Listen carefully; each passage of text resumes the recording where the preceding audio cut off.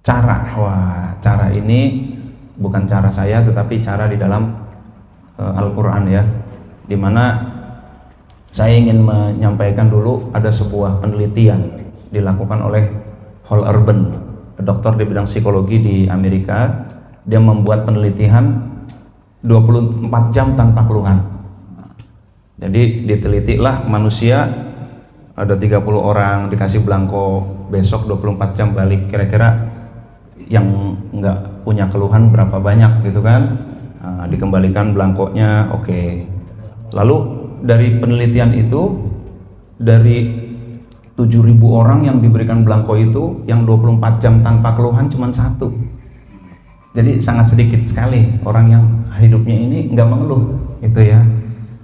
Penelitian dilanjutkan sampai 24 tahun. Ternyata dari 23 tahun baru ditemukan 4 orang yang selama 24 jam itu tidak mengeluh. Itu ya, berangkat aduh macet gitu kan, itu ngeluhan. Lalu aduh badan pada sakit gitu kan, kunci mana lagi kunci gitu kan. Nah itu ya, ya Allah, perasaan kemarin udah disiapin, hujan mengeluh, macet mengeluh, panas mengeluh. Nih Jakarta nih makin lama makin panas, jangan-jangan neraka bocor gitu ya. Ya Allah, ngeluh gitu kan.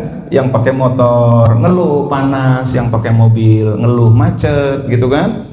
Ya Allah. Ini. Jadi semakin banyak Tuhan, Bapak Ibu, itu hidup kita semakin tidak nikmat. Nah itu. Dan semakin banyak bersyukur, ini semakin nikmat. Jadi rupanya kenikmatan hidup itu tergantung pada rasa syukurnya. Itu. Maka di dalam Al-Quran, penelitian itu membenarkan apa yang ada di dalam Al-Quran. Qalilum min ibadiyas syakur, sedikit dari hambaku yang asyakur, pandai bersyukur. Jadi kalau dalam bahasa Arab, syakir itu orang yang bersyukur, syakur orang yang pandai bersyukur. Lebih dalam lagi tuh, itu ada sighat mubalaghah, ada superlatif gitu ya, sangat gitu.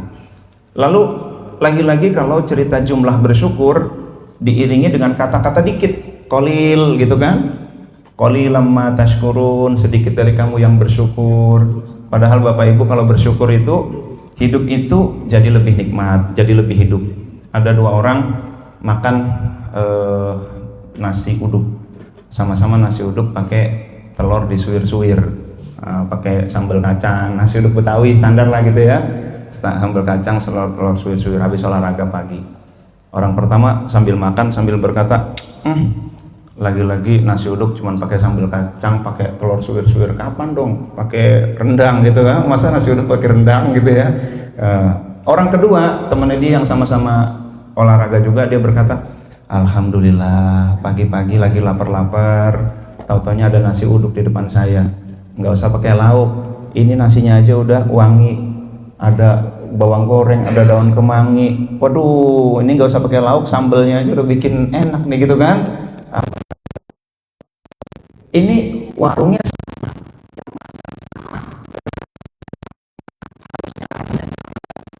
sama, tapi rasanya berbeda nggak tuh? Beda. Orang pertama sama orang kedua enakan mana rasanya? Orang kedua, padahal semuanya serba sama variabel-variabelnya. Berarti yang membuat hidup ini lebih nikmat apa kira-kira? Syukurnya itulah. Jadi mau kaya seberapa kaya pun kalau kufur nikmat nggak ada enak-enak itu. Jadi kalau kita nggak menikmati hidup kita, cek jangan-jangan kita yang kurang bersyukur. Kok ini rumah begini amat, no, rumah dia enak no, gitu kan? Jangan-jangan kita kufur nikmat, mobil begini no, mobilnya no, gitu kan? Baru enak. Entar kalau pakai mobil itu juga tetap aja kufur nikmat, gitu, tetap aja nggak nikmat. Jadi bukan masalah banyaknya nikmat, tetapi kita bersyukur nggak? Itu rupanya ini kunci dari Allah Subhanahu Wa Taala, bahwa kalau kita ingin menikmati hidup maka kuncinya bersyukur. Bismillah, bisa ya, alhamdulillah. Nah, hadirin dan hadirat yang dimuliakan oleh Allah Subhanahu Wa Taala, lagi-lagi bahwa qalilun min ibadiyas syakur, sedikit dari hambaku yang pandai bersyukur. Maka kita tahu teori ini, tetapi kadang-kadang melaksanakannya ini berat, lupa mulu gitu ya. Maka kita ingetin, Nah, hadirin dan hadirat yang dimuliakan oleh Allah, Allah sudah memproklamirkan. Ini ayat sudah terkenal banget. A'udzubillahi minasyaitonirrajim. Wa idz ta'adzana rabbukum la in syakartum la azidannakum wa la in kafartum inna 'adzabi lasyadid. Dan ingatlah tatkala Tuhan mengumumkan lain, sungguh jika pasti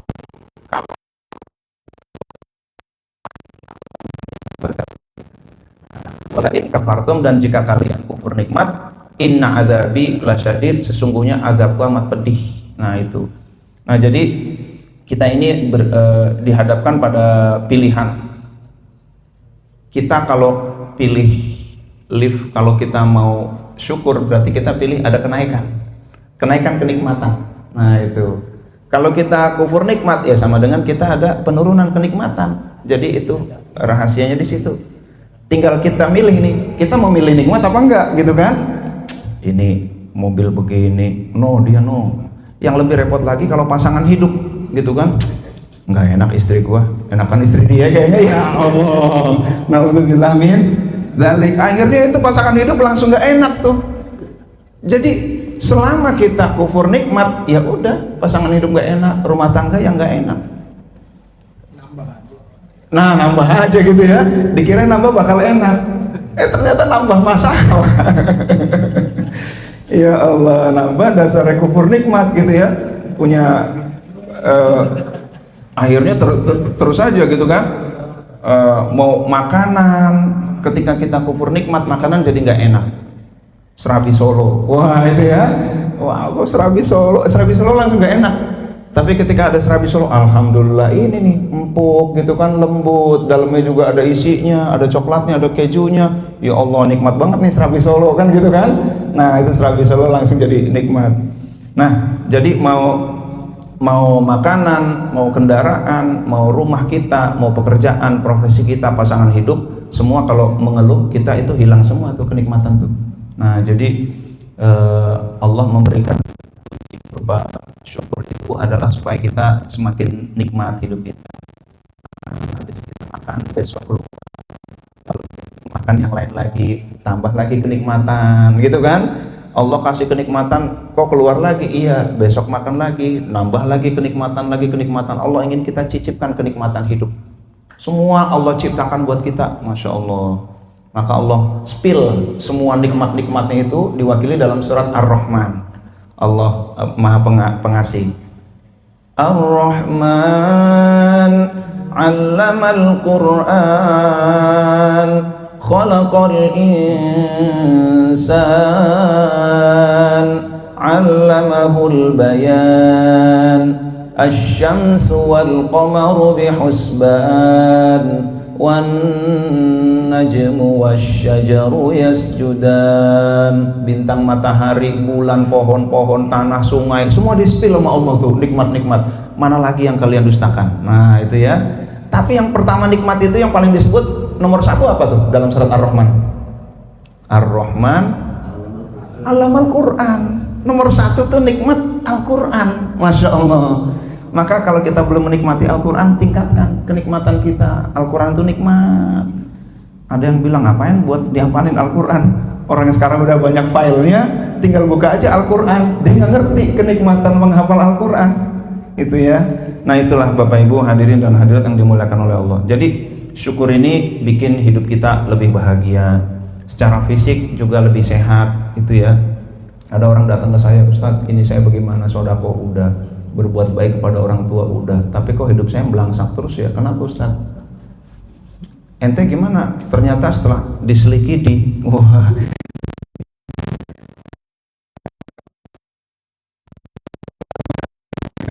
kalau sekarang nggak ngerti.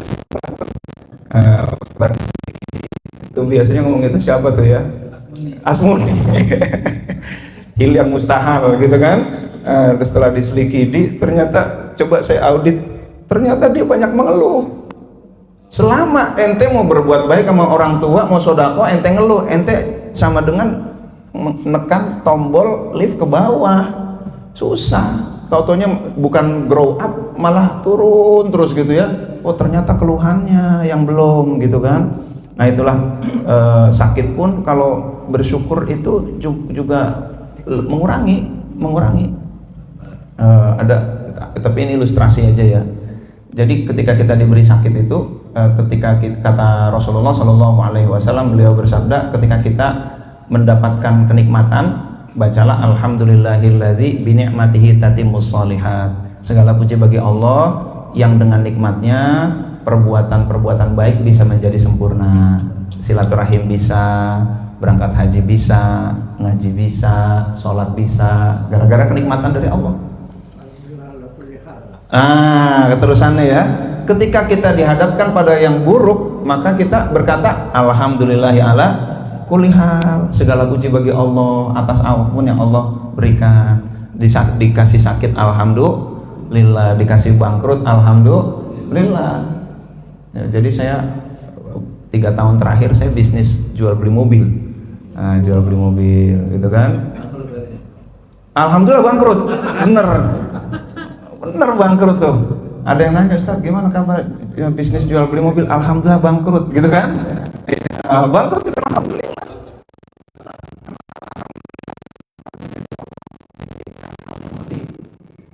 Baik daripada bisnis itu. Udah kamu bisnis ini aja, sementara aku amanahkan beberapa amanah-amanah baru. Rasul juga umur 37 itu mulai mengurangi bisnisnya. Ketika umur 25 lagi kenceng-kencengnya, terus 30 kenceng, 37 kenceng, 37 mulai mengurangi bisnis, 40 tak berhenti berbisnis. Karena apa? Ada hal yang jauh lebih mulia, apa? Tugas kenabian. Nah ini nggak ada apa-apanya bisnis, gitu kan? Ya Allah, ternyata saya diberi amanah begini, diberi amanah organisasi tingkat nasional dan lain sebagainya. Oh iya ya Allah ganti itu, gitu kan? Maka ketika bangkrut, alhamdulillah itu. Nah jadi apapun jadi kita nikmati itu. Mau sakit juga lebih nikmat. Ada ilustrasi, ada suatu saat ada ulang tahun raja. Datanglah perwakilan kerajaan-kerajaan lain kumpul di komplek kerajaan. Ketika kumpul, pedagang-pedagang buah ambil mumpung nih, para petinggi lagi kumpul di kerajaan, yuk kita dagang yuk gitu kan, masuk komplek kerajaan. Raja marah, siapa tuh ngotorin pemandangan gitu kan, Algojo ikut saya, ayo kita eksekusi gitu kan. Ngapain kamu? Iya saya dagang duku wahai raja. Kamu tahu gak ini komplek kerajaan? Iya saya tahu, tapi ini kan kesempatan bisnis wahai raja. Oke, kamu saya hukum, pilih saya penggal atau makan buah kamu. Iya makan dah kalau begitu, dimakan, dikupas. Jangan dikupas, berikut kulitnya gitu, sebagai hukuman buat kamu. Mau dipotong, penggal apa makan berikut kulit? Iya dah, makan berikut kulit, makan. Kamu jual apa? Salak gitu kan. Oke, pilih mau dipenggal apa makan? Iya dah, makan dah gitu kan. Makan salak ya Allah, salak ada sedikit gitu ya.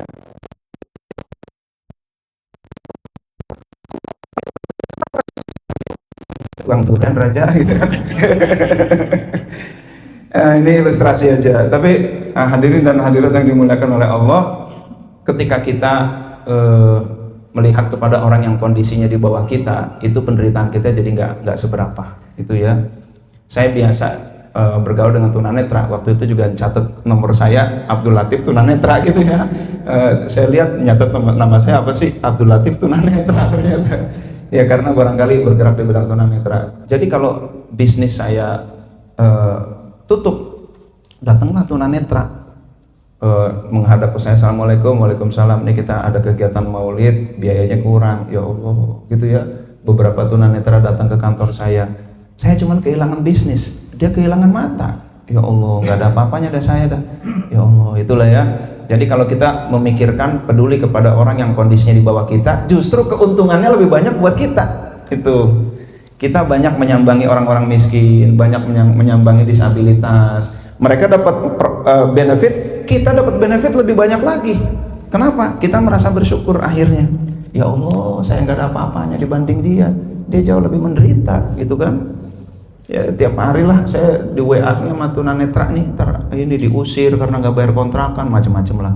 Nah kita lanjutkan Bapak Ibu. Tetapi kalau kita kufur nikmat, ini keberkahan dicabut. walau anna ahlal qura amanu wattaqau lafatahna alaihim barakatim minas samai wal ard walakin kadzabu fa akhadnahum bima kanu yaksibun. Sekiranya penduduk negeri beriman dan bertakwa, pastilah kami akan limpahkan kepada mereka berkah dari langit dan bumi, tetapi mereka mendustakan ayat-ayat kami, maka kami siksa. Begitu pula di level keluarga kita, keluarga kufur nikmat, aduh gak enak. Suatu saat saya diajak ziarah Wali Songo oleh seorang kiai. Saya naik elf di belakang. Nah, lalu AC mati persis dah, udah paling enak dah gitu kan. Bukan Jakarta Serpong, bukan Bekasi Ciputat, ziarah Wali Songo. Akhirnya saya bilang, saya tahu nih, ini perjalanan challenging nih gitu kan. Oke, keluargaku, ayah ada game gitu kan. Gamenya adalah banyak-banyakan bersyukur. Wah itu ya. Oke, nanti kita gilir ya, ayah dulu gitu, nanti gantian keliling lagi ke ayah lagi gitu kan. Keliling lagi. Oke, ayah dulu ya. Oke, ayah nih. Alhamdulillah dari sekian banyak jamaahnya Pak Kiai yang diajak keluarga kita, satu keluarga, alhamdulillah. Ayo sekarang bunda dia mikir apa, bersyukur ya, dia nyetok dulu tuh, nanti balik lagi gitu. Jadi ini untuk mengkondisikan, ternyata setelah bersyukur, anak saya nih Bapak Ibu ya, Pondok Lap Bintara Rawamangun aja muntah. Itu deh kondisinya ya, udah Bintara Rawamangun muntah, kalau satu muntah, istri muntah juga gitu ya. Ya Allah, kemarin ke Turki saya gantian nih, habis nadangin yang ini, Jakarta, Istanbul, dari Istanbul langsung naik ke Bursa, ke Uludag. Aduh, kondisi udah luar biasa, transitnya lama di Singapura 4 jam, aduh istirahat kurang, sampai Uludag belum nyampe ke gunung kita nadangin.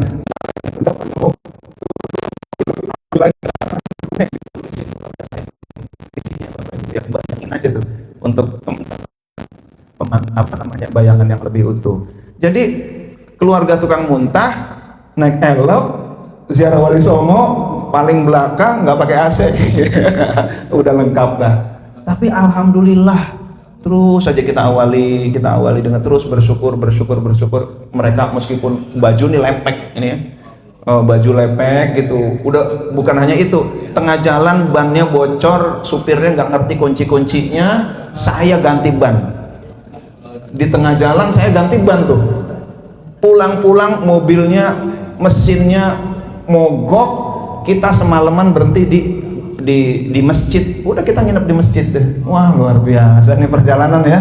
Tapi bersyukur kepada Allah, diawali kita ada game syukur. Nah itu game syukur, jadi mereka terkondisikan, mereka lebih tersenyum. Saya tahu ini perjalanannya sangat berat nih, tapi kalau tidak diiringi dengan bersyukur akan jauh lebih berat lagi.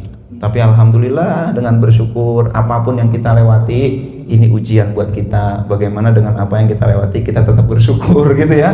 Anak sekarang dengan kondisi begitu ya begitulah. Oke, kita lanjutin ya Bapak Ibu ya. Karena kalau kita kufur nikmat, kita mengeluh, ya udah perjalanan makin rusak deh suasana dah gitu ya. Nah, jadi mengapa Allah menyiksamu jika kamu bersyukur dan beriman? Siksaan itu tidak terjadi kalau kita bersyukur, itu ya. Siksaan batin itulah yang lebih berat. Nah, kita beberapa dalil tadi sudah kita bahas bahwa ternyata syukur ini luar biasa. Yang belum ada menjadi ada, itu ya. Maka alhamdulillah Allah memberi taufik hidayah kepada saya.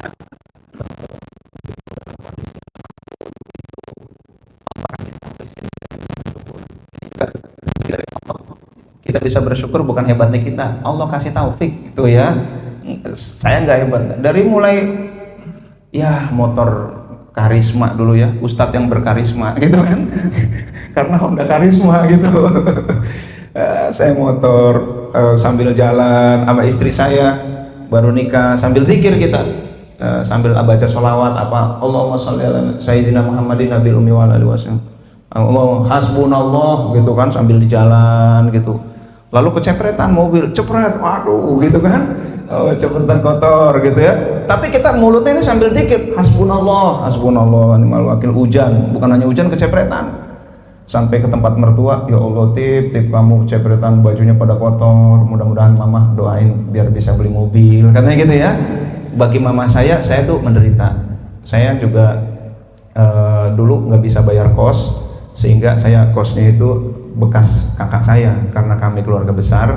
1 tahun kontrak nggak dipakai, setengahnya saya pakai tuh. Saya peranti ngambil sisa-sisa kontrakan itu. Suatu saat saya bangun tidur, saya kaget, loh kok kaki saya kok pada berdarah, kenapa ya? Padahal perasaan waktu sebelum tidur nggak berdarah, kenapa pada berdarah? Tapi saya nggak tahu, nggak dapat jawaban. Oke, besok tidur lagi. Pas besok tidur lagi, berdarah lagi, ada apa nih? Lalu besok lagi, pas tidur lagi, bangun lagi, agak bangun dikit, ternyata tikus lari dari kaki saya. Oh ini berarti nih jawabannya. Saya kesandung enggak, luka enggak, kenapa berdarah? Digigit tikus. Rupanya kontrakan saya tikus.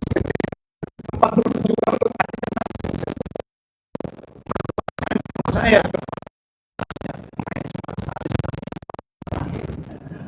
karena nggak tega ngelihat kontrakan saya tuh.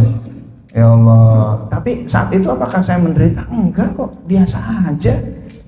Bahkan saya bilang sama istri saya, alhamdulillah saya ini orang paling bahagia di dunia.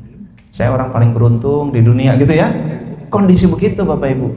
Makan nasi padang habis nikah.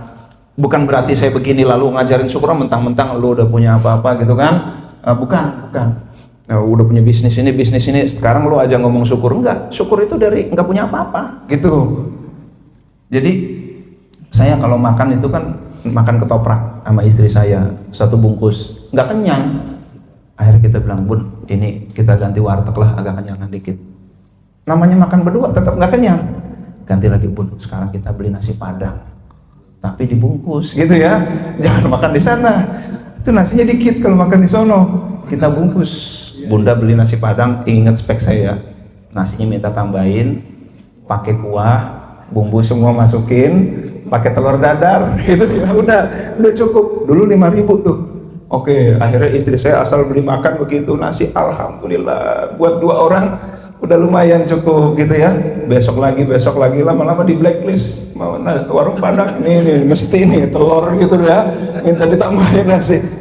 Mas, kenapa ya Mas? Kenapa? Itu warung padang kalau sama orang lain ramah, kalau sama aku kok asem Mas, kata dia gitu ya.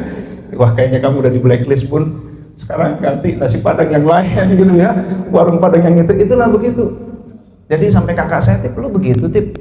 Iya, sepiring berdua, emang begitu kondisinya. Lu kenapa nggak bilang bisa kasih lah, kalau begitu caranya lu diem aja menderita. Nggak, biasa aja. Bagi orang yang menderita begitu biasa aja kok gitu kan. Jadi menderita itu bukan tergantung kekayaan, tergantung rasa syukur. Saya udah bilang sama istri saya, meskipun cuma 1 motor gitu ya, alhamdulillah aku ini orang paling bahagia Bun, gitu kan. Nah itulah Bapak Ibu. Jadi menderita itu berkurang, sengsara bahkan bisa jadi nikmat. Ada itu jadi makin nikmat, belum ada jadi ada itu. Ya kalau kondisi saya sekarang ya alhamdulillah ada bisnis, karyawan ya ada sekitar 72. Ya bisnis ya 1 bisnis udah 15 tahun masih alhamdulillah masih survive gitu kan. Ada ya dan lain-lain lah gitu kan. Ya saya juga tadi barusan dari Ciater itu ya inilah mau investasi properti lah gitu ya. Maka saya tadi ke Ciater dulu, nengok dulu gimana sih kondisinya ini, kira-kira mau buat bisnis apa nih ke depan nih gitu kan. Dekat puskesmas, dekat kelurahan, dekat, oh ya nanti kita pelajari lah. Nah, jadi bukan berarti kondisi saya begini lalu enak aja loh, bukan. Dari nggak ada, dari waduh luar biasa lah. Betul-betul sepiring berdua bukan karena romantis, tapi karena mensiasati supaya tetap cukup gitu ya. Kontrak juga nggak bisa. Nah itu, Bapak Ibu, yang ingin saya sampaikan adalah kenikmatan hidup itu bukan tergantung harta. Meskipun banyak harta tapi kufur nikmat tetap nggak nikmat. Tetapi ketika harta sedikit tapi syukur nikmat, tetap aja hidup ini menjadi nikmat. Itu kata Allah di dalam Al-Quran. Lalu apa yang dimaksud dengan syukur? Yang dimaksud dengan syukur yang pertama adalah al-i'tirafu bi nikmat. Nikmat itu dari Allah. Yang kedua, menunaikan menunaikan khidmat. Udah 2 aja itu, syukur. Kalau ada tambahan, berterima kasih kepada wasilahnya. Nah itu ya, ada tambahan bolehlah itu.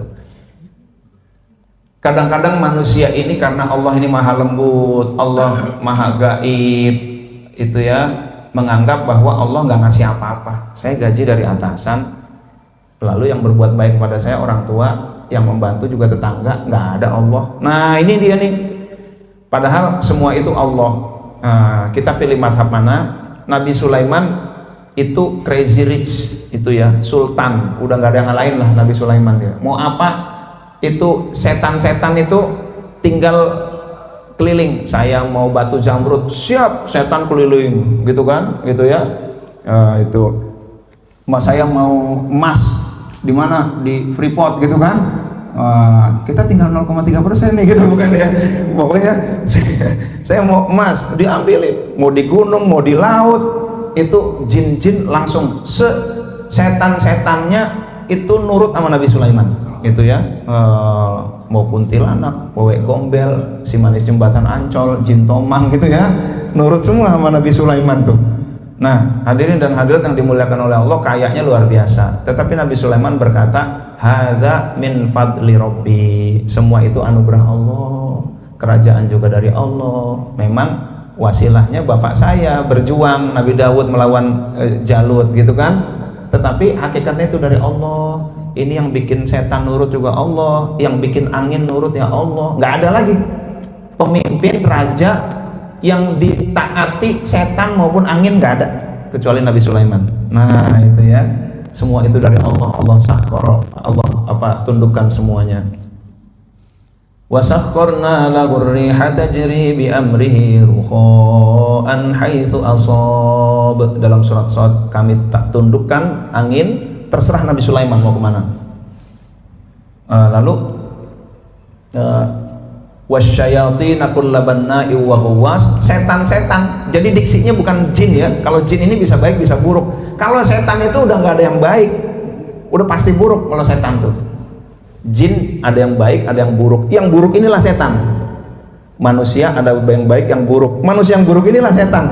Jadi yang namanya setan udah pasti buruk. Seburuk-buruknya jin tetap tuh nurut sama Nabi Sulaiman. Seburuk-buruknya setan tetap nurut sama Nabi Sulaiman. Nah itu ya. Wasyayatina kullabanna'i wa ghawwas, setan-setan yang tukang bikin bangunan, yang ahli bikin bangunan, jin apa itu, candi-candi apa yang dalam semalam, gitu kan, itu kan legenda. Tapi Nabi Sulaiman benar bisa, gitu ya. Wa ghawwas, dan setan-setan yang ahli menyelam untuk nyari harta-harta yang ada di dalam laut, gitu. Semua nurut sama Nabi Sulaiman.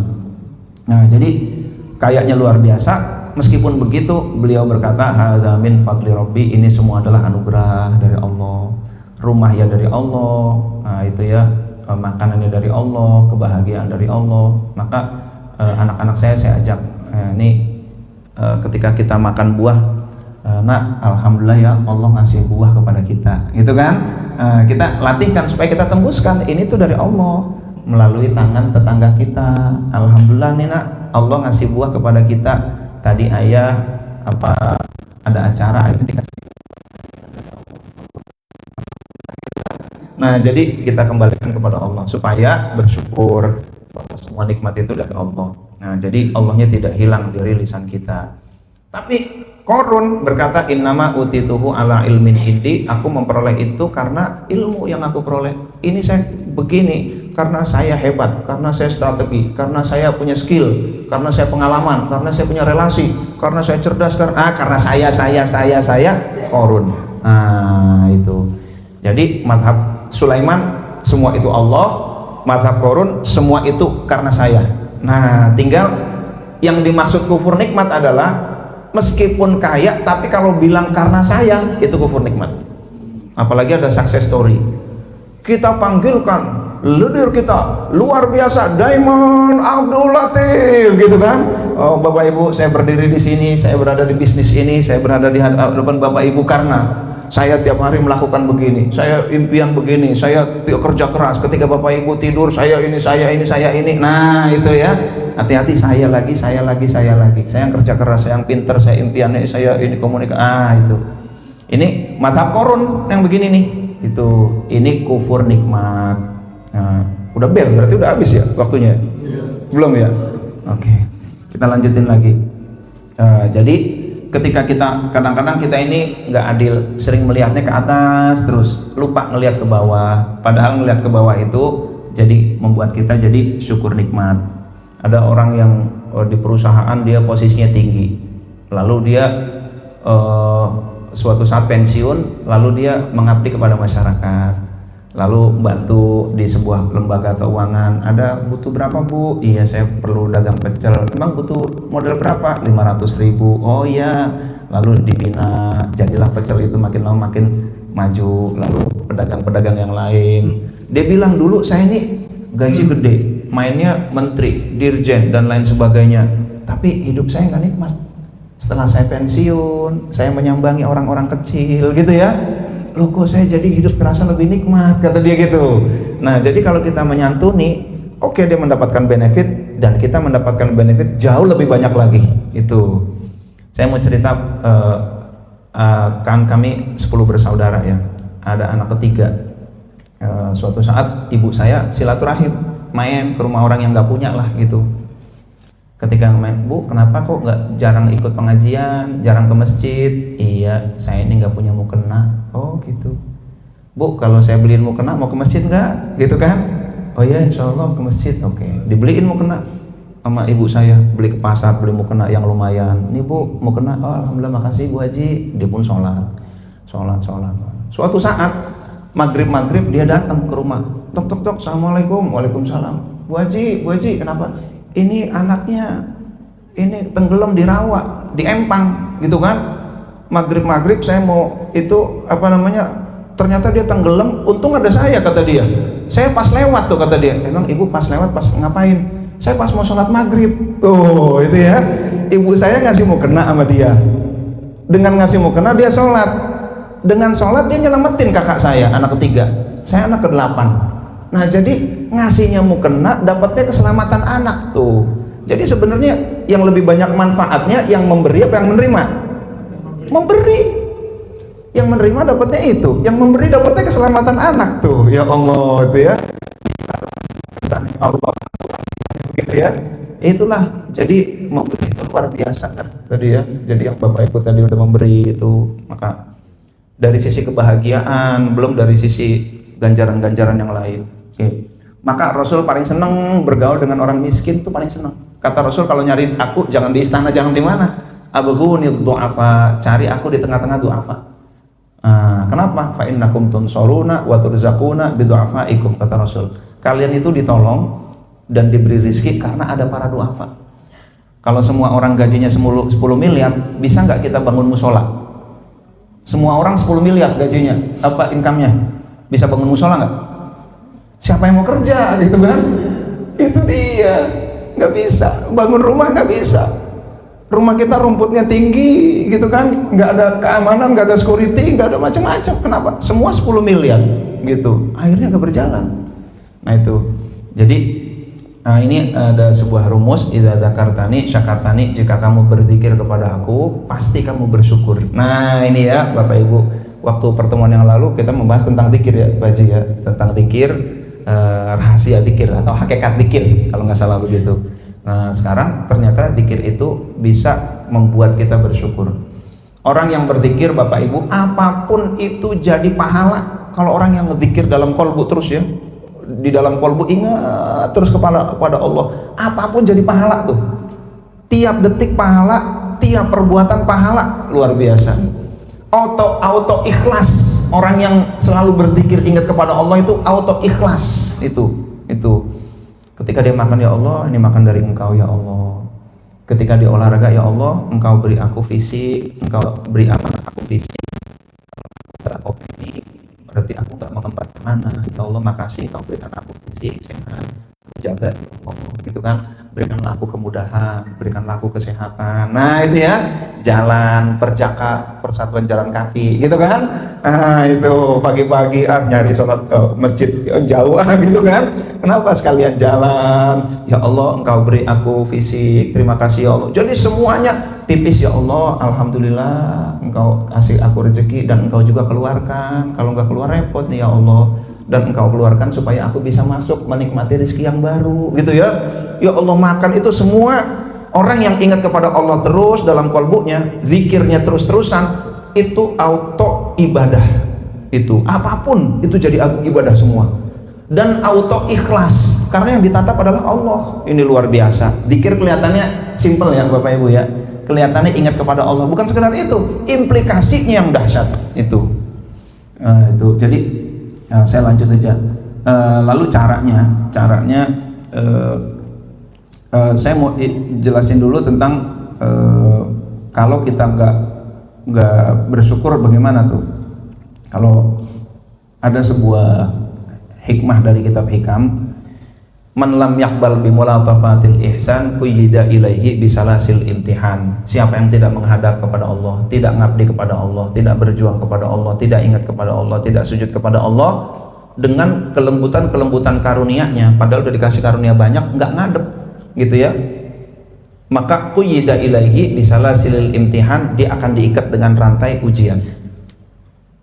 Udah dikasih jabatan nggak dipakai gitu kan, untuk kesejahteraan rakyat, nanti dicabut oleh Allah. Rangkaian ujian yang berantai itu, dan itulah cara Allah dikasih, apakah harta, apakah jabatan, apakah kesehatan, apakah popularitas, lalu dia bersyukur, selamatlah, disayang oleh Allah. Ada yang dikasih kufur nikmat, dikasih nikmat banyak tapi nggak sujud kepada Allah, nggak zikir kepada Allah, nggak mengabdi kepada Allah, hartanya nggak dipakai untuk mengabdi kepada Allah. Yang dilakukan adalah diberi ujian. Nah itu, diberi ujian, dengan ujian itu diharapkan bertaubat dan sabar, dan itu orang yang disayang Allah. Jadi teman-teman, kalau ada orang dulunya kaya lalu tahu-taunya jatuh miskin, waktu kaya dia nggak sholat, giliran miskin dia sholat, itu disayang Allah. Waktu sehat dia nggak ingat kepada Allah, silaturahim enggak, ngaji enggak, sholat jarang gitu kan, zikir juga enggak. Suatu saat diambil kesehatannya oleh Allah, ada di kursi roda, mau dugem nggak bisa, mau ngapa-ngapain nggak bisa, adanya di kursi roda. Di kursi roda akhirnya ngapain? Zikir gitu ya. Bapak Ibu, orang yang kayak gitu tuh disayang Allah tuh. Itu disayang Allah. Kenapa? Allah masih ingat sama dia. Kamu, aku kasih harta, kamu kasih nikmat, kamu lupa kepadaku. Ya udah, aku ambil dah yang mendistract kamu. Ini diambil. Ayo, mau ngapain? Ingat padaku kan? Iya, bagus. Itulah yang aku harapkan. Aku menunggumu, aku rindu kepadamu, gitu ya. Kalau kamu aku kasih ini, kamu lupa kepadaku. Aku sudah menunggumu. Nah itu. Jadi teman saya ada yang, waduh, kekayaannya luar biasa lah. Helmnya aja belinya di Amerika. Helmnya tuh, ini nggak cerita motor ya. Helmnya dia maunya pakai helmnya itu helm pasukan helikopternya Amerika, tentara Amerika. Jadi kalau dia pakai helm, kedap suara nih, dimarahin tetap sabar, gitu kan? Karena nggak kedengeran. Itu saya coba pakai helmnya, berapa sih helm? Zaman dulu banget dia beli 18 juta. Itu tentara tentara angkatan udaranya Amerika yang buat pakai helikopter yang sangat berisik itu ya. Ya luar biasa. Dia cerita dulu saya begini-begini, wadah yang namanya uang begitu ya. Tapi sholat enggak, puasa jangankan sunnah, wajib aja enggak. Sekarang dia pas ditanya, iya gimana? Makan-makan, maaf saya puasa. Lu puasa gitu kan? Sejak kapan lu puasa gitu kan? Dulu Ramadan aja kagak lo gitu kan, sekarang puasa. Sekarang jam 3 malam udah sujud di atas sajadah. Kenapa? Bisnisnya ambruk, kerja nggak diterima, akhirnya di rumah doang. Akhirnya dia sujud aja, zikir, perbanyak, puasa, sholat, ya Allah itu ya. Nah inilah, ini orang yang disayang Allah. Maka kalau ada orang tadinya tinggi, jatuh, dia disayang Allah. Karena apa? Ada orang yang tinggi, dia lupa kepada Allah, dilepas sama Allah. Nah ini skema yang berikutnya nih. Dia dikasih kenikmatan, dikasih jabatan, dikasih rezeki, dia lupa kepada Allah, dibiarin sama Allah. Ini orang yang gak disayang Allah. Giliran sholat, bisnisnya jatuh. Yang orang rajin sholat, bisnisnya jatuh. Yang gak pernah sholat kok malah maju gitu ya. Yang bisnis jatuh, itulah yang disayang oleh Allah. sehingga dengan diangkat itu anak dipanggil, nah ayo makan, main handphone gitu kan, terdistract oleh handphone, makan nah ayo kita makan berjamaah bareng, main handphone, akhirnya handphonenya diambil sama emaknya, gitu, sini duduk, ya udah akhirnya makan gitu kan. Kalau akhirnya dihilangkan oleh Allah supaya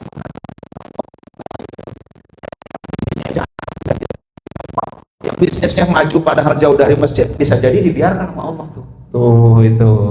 Jadi itulah, tinggal pilihannya Bapak Ibu, kita pilih kembali kepada Allah dalam keadaan dikasih nikmat banyak atau kembali kepada Allah karena dikasih musibah banyak. Pilihannya dua tuh. Bagi orang yang ingin disayang oleh Allah pilihannya dua, disayang dengan nikmat atau disayang dengan musibah. Itu dua-duanya sih disayang, dua-duanya kekasih Allah, dua-duanya dirindukan oleh Allah. Ketika sekarang banyak nikmat nggak bersyukur, nanti diambil, ketika diambil kita bakal kembali kepada Allah. Pilih sadar sekarang secara sukarela atau sadar nanti secara terpaksa. Nah itulah kalau Allah menyayangi kita. Nah istidraj itu dilaknat. Istidraj itu rezeki makin banyak, taat makin turun, itu istidraj itu. Nah itu ya, sahabat Umar ketika dapat tanah luas dia nangis, ya Allah saya takut nih rezeki nambah, takwa saya nambah apa enggak ya gitu kan, ya Allah saya takut ini istidraj. Padahal sahabat Umar tuh sahabat yang dijamin masuk surga, tapi ini ada garis nih di pipinya, garis di pipinya itu bekas nangis beliau, saking seringnya nangis, ya Allah saking tawaduknya. Sayyidina Umar tuh tawaduknya luar biasa, padahal udah dijamin. Bahkan kata Nabi, seandainya ada nabi di kalangan umatku itu Umar katanya ya, tapi Umar ya Allah luar biasa tawaduknya. Nah itu lalu cara kita bersyukur tadi sudah, pertama kita hamdalah, kita memuji Allah, lalu kita tahadduts bin nikmah, alhamdulillah ya, segala sesuatu prestasi kita kaitkan dengan Allah, alhamdulillah alhamdulillah. Maka kadang-kadang saya kalau malam-malam tuh ngobrol sama istri saya. Wah, istri saya biasalah ngobrol macam-macam, ada ini ada itu, ini waktunya.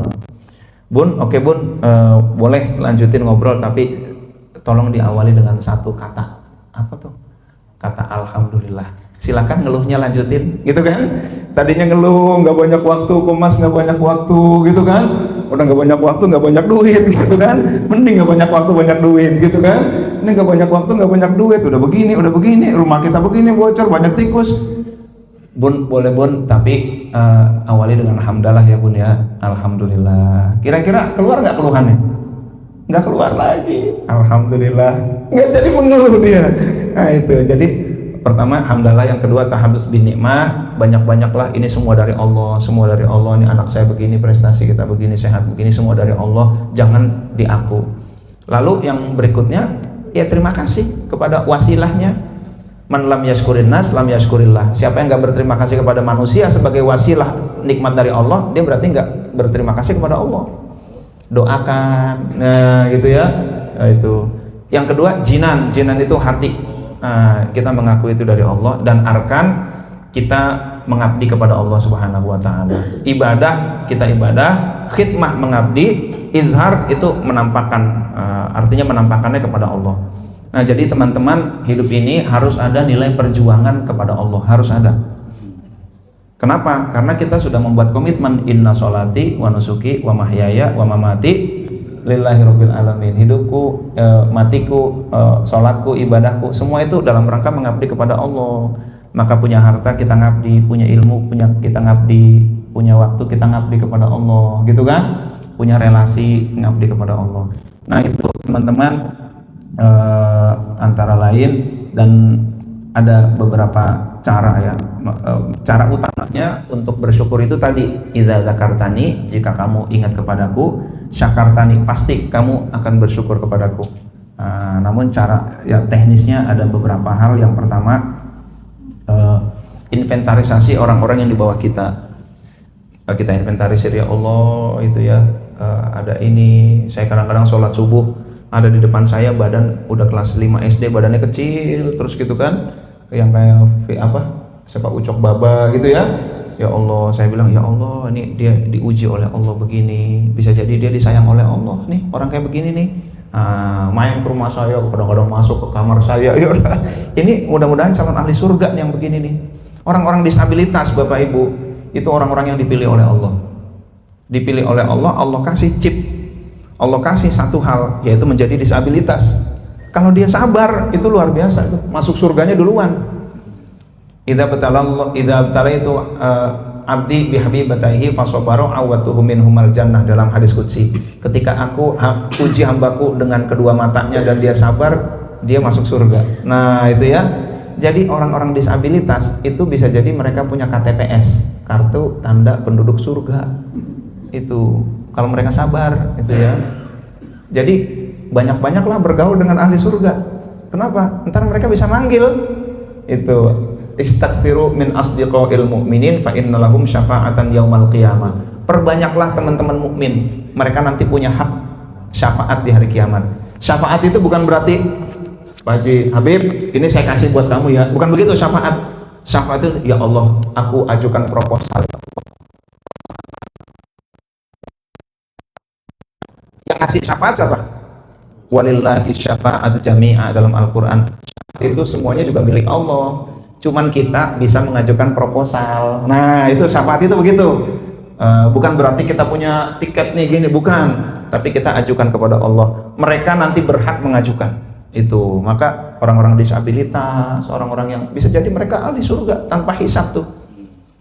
Ya, yang orang hartanya banyak ya, agak lama lah dihisabnya gitu ya. Maka orang yang paling cerdas, best practice adalah Rasulullah. Dia kaya raya, lalu hartanya digunakan untuk berjuang di jalan Allah. Akhir hayat tinggal 7 dirham, itu pun disedekahkan. Kata Rasul ketika sakit, istriku, uang kita tinggal berapa? 7 dirham, sedekahkan. Lalu Rasul pingsan, nggak sempat disedekahkan. Bangun, istriku tadi yang 7 dirham udah disedekahkan belum? Iya belum, aku panik, harus sedekahkan. Bagaimana nanti aku mempertanggungjawabkan kepada Allah, ada titipan Allah yang belum aku salurkan, nanti aku bagaimana jawabnya kepada Allah, gitu ya. Ini orang best practice, orang paling cerdas itu adalah orang yang dikasih banyak harta, hartanya digunakan untuk berjuang, akhir hayat nggak punya harta. Ini paling cerdas. Kenapa? Tabungannya banyak, hisapnya cepat. Orang kaya, mewah-mewah, sodako, tabungannya banyak, hisapnya lama. Nah, ini ya. Ada yang hisapnya cepat, tabungannya dikit. Orang miskin, dia nggak bersodako, dihisap ya mau hisap apaan, apa-apa nggak punya gitu kan. Cepet. Yang paling repot, yang tabungan dikit, hisapnya lama. Siapa? Orang kaya, sodako enggak, dia bermewah-mewah, meninggal, hartanya masih banyak. Ya Allah, tabungan lama. Yang paling cerdas itu Rasulullah. Beliau kaya digunakan. Ibaratnya seandainya harus dihisap, nggak ada apa-apa tuh. Tapi memang Rasul kan sudah masuk surga tanpa hisap. Nah, bagi orang-orang kita nih, orang yang cerdas itu, ya yang hartanya banyak, disodakokan di jalan Allah, meninggal nggak punya apa-apa. Tuh, itu berarti hebat tuh, itu ya. Maka ada Sulaiman Ar-Rajhi dari Saudi, dia sodakoh kebun kurmanya itu diwakafkan, nilainya 212 triliun. Dan itu menjadi Guinness Book of Record sebagai wakaf terbesar di dunia. Umur 96 tahun beliau wakafkan itu, dan setelah diwakafkan dia berkata, sekarang aku bagaikan burung terbang, aku sekarang lega. Kenapa? Hartaku udah aku wakafkan. Jadi kalau aku dipanggil oleh Allah, hisapnya ringan. Ini orang cerdas nih, orang cerdas yang begini nih, Masya Allah. Mudah-mudahan kita begitu semua nih, amin. Mudah-mudahan sebelum akhir hayat harta kita buruk-burukin aja dah, daripada jadi beban nanti dihisapnya. Menikmati enggak, hisapnya jadi beban. Nah, itu kan nggak enak tuh. Meninggal harta banyak, habis meninggal kan nggak menikmati, tapi tetap jadi beban dihisap. Ini berat. Maka mudah-mudahan ya Allah berikan umur kita panjang, lalu kita ada ya mudah-mudahan kita banyak bersedekah. Oke. Jadi inventaris orang-orang di bawah kita, dengan begitu kita mendapatkan manfaat, benefit lebih banyak daripada yang kita berikan kepada mereka. Ini luar biasa. Yang kedua, hitung nikmat Allah, pasti nggak bisa gitu. Tapi dengan menghitung nikmat Allah, maka kita jadi ya Allah, nikmat banget ya. Pipis aja kita bisa menjadi item untuk bersyukur. Ya Allah, pipis lancar gitu kan. kalau pipis nggak keluar nih, aduh berat urusan. Buang air besar, alhamdulillah lancar. Tidur bisa, kalau nggak bisa tidur mahal, nggak bisa buang air besar mahal, nggak bisa pipis mahal. Aduh, kita kok enak banget gitu hidup ya, jalan kaki, mata semua sehat semua. Ya Allah, ini tunanetra nggak bisa melihat, dia tetap berusaha baca Quran pakai Quran Braille. Ya Allah, titik-titik bagaimana itu ya. Lah kita yang matanya melek kagak dipakai baca Quran gitu misalkan gitu ya.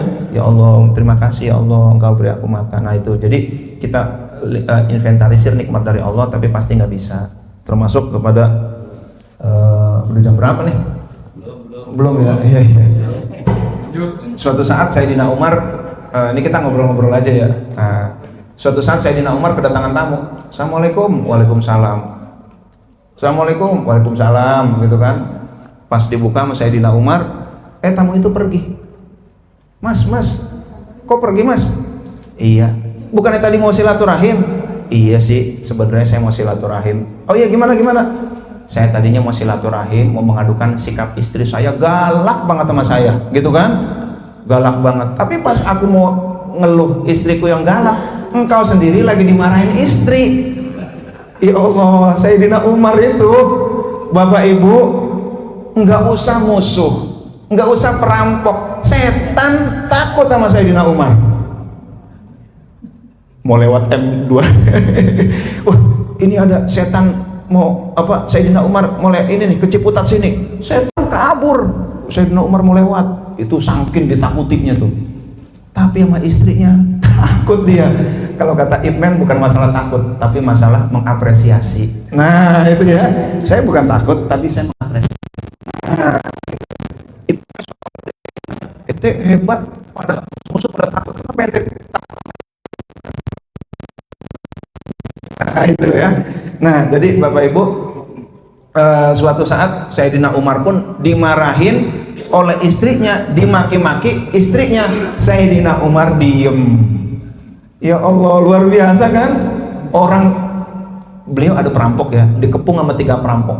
Pas dikepung, Sayyidina Umar lagi bawa anaknya Ibnu Umar. Aku penggal kamu gitu ya, serahkan hartamu. Kata Sayyidina Umar, mau mati cepet nggak? Kata Sayyidina Umar gitu. Kalau mati cepet, ayo serang saya gitu. Akhirnya mereka kabur tuh. Kata anaknya, Pak, aku tadi takut. Aku juga sebenarnya takut. Tapi bagaimana membuat mereka lebih takut dari saya, kata Sayyidina Umar gitu ya. Ya Allah, hijrah orang-orang sembunyi-sembunyi, Sayyidina Umar bawa pedang keliling tawaf dulu. Aku mau hijrah. Ayo, siapa yang berani sama saya? Tuh Sayyidina Umar begitu tuh. Maka kalau kita ke Turki, ke Topkapi, itu pedang Sayyidina Abu Bakar Siddiq kecil, pedang Sayyidina Umar gede, pedang Sayyidina Utsman kecil lagi, pedang Sayyidina Ali gede, itu ya. Nah, itu jadi itulah, itu cermin. Umar badannya tinggi besar, kalau Sayyidina Abu Bakar pedangnya gede, jaga barang gitu kan. Sayyidina Utsman bukan tukang perang, pengusaha. Perang juga, mendingan saya dibunuh deh daripada saya yang bunuh kamu. Nah itu Sayyidina Utsman, ya pedangnya nggak usah gede-gede. Sayyidina Ali tukang duel gitu kan. Nah, jadi pedangnya gede. Sayyidina Umar dimarahin istri, diem. Aku kaget, wahai Amirul Mukminin, engkau begitu hebatnya ditakuti lawan, disegani kawan, tapi sama istri ternyata diem. Oke, gini aja mas, apapun ya, ini mas, sikap istrimu kepada kamu setelah apapun, maafkanlah kami gimana. Yang pertama, apapun yang kamu makan, dialah yang masak. Nah, sekarang go food gitu ya. Yang kedua, apapun yang kamu pakai, dialah yang masak, dialah yang mencuci. Yang ketiga, apapun ketika kamu pergi keluar rumah, dialah yang menjaga hartamu. Yang keempat, maafkan istrimu karena dialah orang yang menjagamu dari kemaksiatan. Nah ini nggak bisa digantiin nih, nggak bisa pakai Gojek, nggak bisa pakai laundry. Dan yang kelima, dialah orang yang rela mengorbankan nyawa demi memberikan keturunan kepadamu. Masya Allah, luar biasa ya. Ya Allah, udah, wahai Umar, udah cukup, nangislah itu temannya Sayyidina Umar. Masya Allah, udah. Pokoknya aku berjanji apapun sikap istriku kepadaku, aku akan maafkan dia. Nah, alhamdulillah. Maka fokus pada kelebihan. Kalau fokus pada kelemahan nggak ada yang sempurna. Istri udah jelek, pendek, pesek, bau ketek. Ya Allah, ya Allah, jangan begitu. Udah suami, udah bengek gitu kan, udah pendek, rumah cuma pakai triplek, ngasih makan cuma pakai tempe orek gitu kan, rumah becek gitu kan. Aduh, jangan fokusnya jangan pada kekurangan. Kalau pada kekurangan pasangan hidup kita ada susah. Akhirnya kita mendepresiasi pasangan hidup kita, cemen gitu. Karena kita kufur nikmat, jadi nggak nikmat lah pasangan hidup kita. Tuh, apapun fokus pada kelebihannya. Nah itu inventarisir. Yang ketiga apa namanya? Allah berfirman di dalam Al-Quran, dalam hadis qudsi, ana inda dhanni abdi wa ana ma'abdi dzakaroni. Ada supir taksi diajak, Mas, tolong antarkan saya ke Ciputat ya gitu. Emang ke Ciputat dia betul, di dekat UIN situ. Lalu ternyata dia bilang, iya nih Kang, saya nih dari pagi ini baru dapat ini nih penumpang, udah siang begini baru dapat penumpang satu. Hidup rasanya berat, narik taksi makin susah, kata dia gitu kan. Kata teman saya itu, Mas, emang ente pagi-pagi ngomong apa kok hidup berat, narik taksi susah? Nggak tahu tuh. Oh iya sih, kalau diinget-inget bisa juga sih. Tadi pagi saya bilang sama istri saya, Bu, sekarang narik taksi ini berat, hidup rasanya susah, kata dia gitu ya. Kata teman saya, Mas, belief ente inilah yang bikin ente kayak begini gitu. Oh gitu ya, kata-kata adalah doa gitu kan. Oh gitu ya Mas, iya, ente punya keyakinan begitu. Aku tergantung prasangka hambaku, Allah tergantung prasangka hambanya. Kalau prasangkanya narik taksi berat, hidup susah, Allah oke lah kalau begitu gitu kan, aku kasih susah. Tapi kalau terus gimana Mas? Gini, ente maunya apa? Ya saya nggak usah jauh-jauh lah, yang penting nggak kurang setoran, ada tutup lah, ketutup setoran. Berapa emang? Ya 300.000, zaman dulu ya 300.000 tuh nutup setoran. Oke, sekarang Bapak bikin statement sampai Bapak yakin. Lalu gimana? Tambahin dengan Alhamdulillah, Alhamdulillah makasih ya Allah akhirnya setoran ketutup, Alhamdulillah makasih ya Allah akhirnya gampang dapat rezeki dan lain sebagainya. Alhamdulillah terus, Alhamdulillah, Alhamdulillah, Alhamdulillah, Alhamdulillah. Oke, lanjut Mas gitu. Nah, pas sudah sampai dia turun ngasih tips kepada supir taksi itu. Dia langkah beberapa langkah, dia diberhentiin. Kang, kehla. Kang,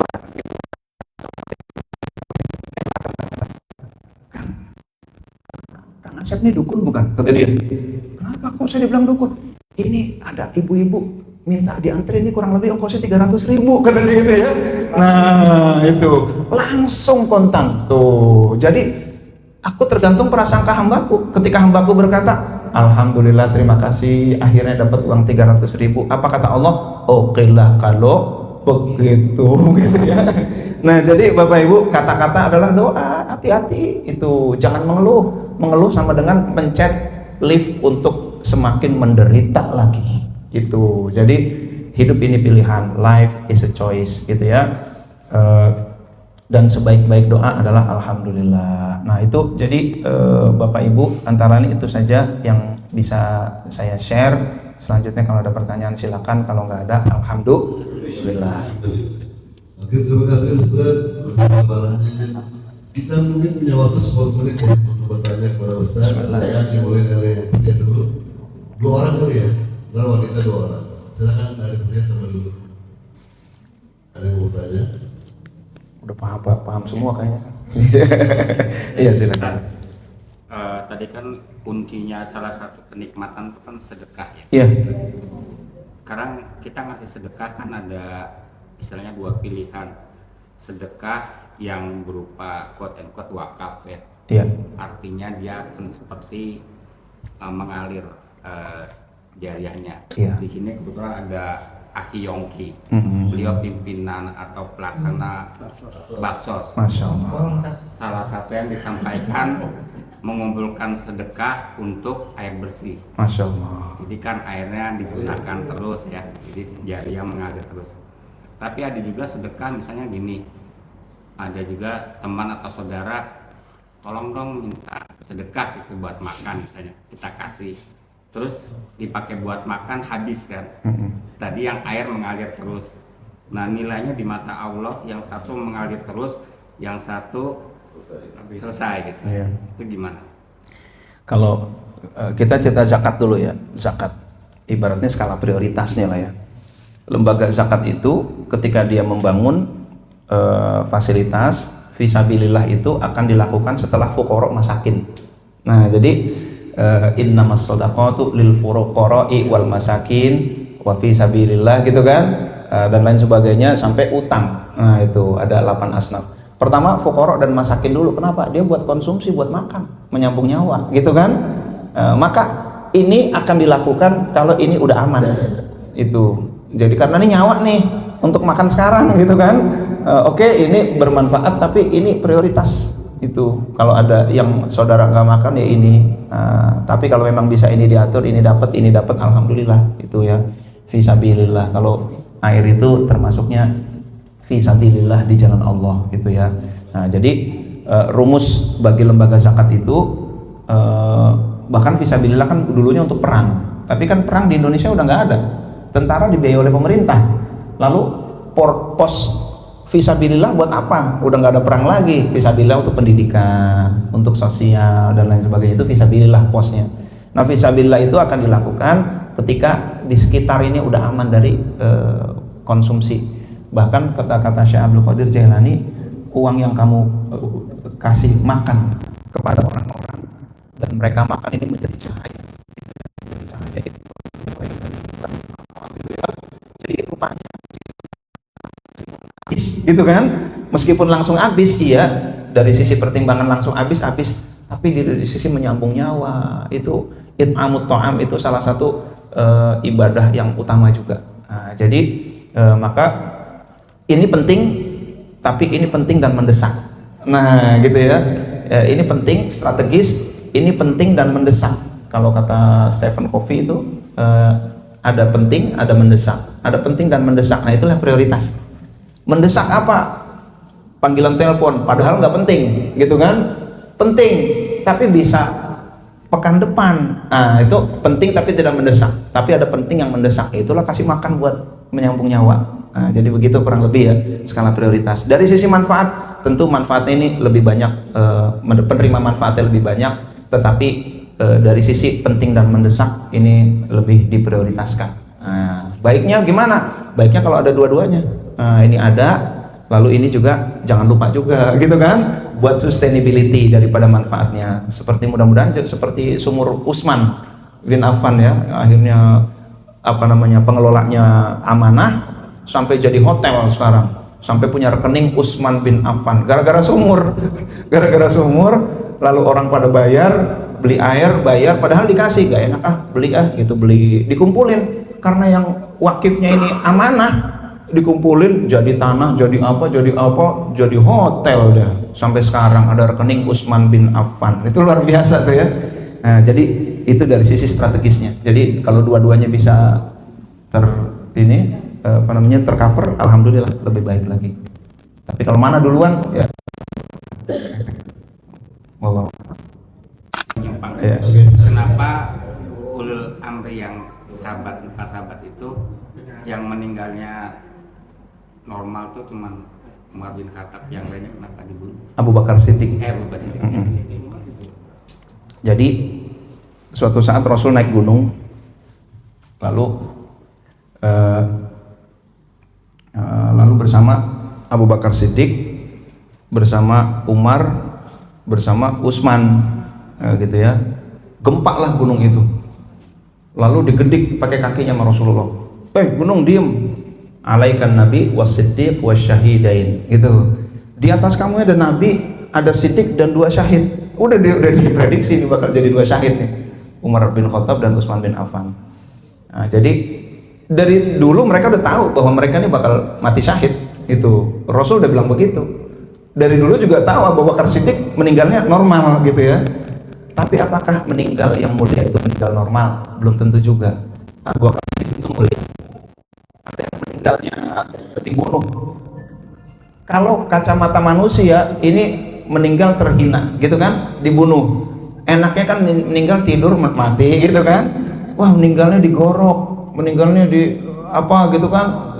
Masya Allah, Sayyidina Umar kan ditusuk, Sayyidina Ali juga dibabat juga. Meskipun Sayyidina Ali nggak kena, kenanya cuman pelipisnya, tapi pedangnya itu udah direndam 30 hari dengan racun yang luar biasa oleh Abdurrahman bin Muljam. Hafal Quran dia.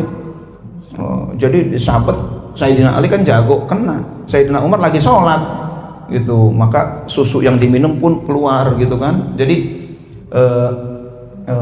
itulah yang namanya kacamata manusia dengan kacamata Allah. Orang-orang yang berjihad di jalan Allah mati, bisa jadi kepalanya dipenggal dan lain sebagainya, tusukannya banyak. Dalam kacamata manusia itu meninggal yang tidak indah gitu ya. Tetapi dalam kacamata Allah itu bukan begitu. Meninggal paling indah adalah meninggal ketika memperjuangkan.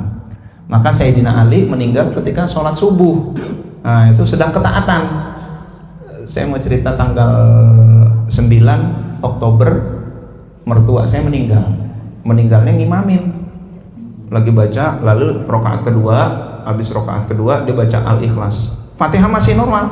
Baca Al-Ikhlas, Al-Ikhlas akhirul walam yakul lahu kufuwan, lalu dia ruku Allahu Akbar, nggak kuat rukunya, akhirnya duduk Allahu Akbar, Allahu Akbar, Allahu Akbar, jatuhlah mertua saya itu, jatuh. Jadi meninggal dalam keadaan ngimamin sholat.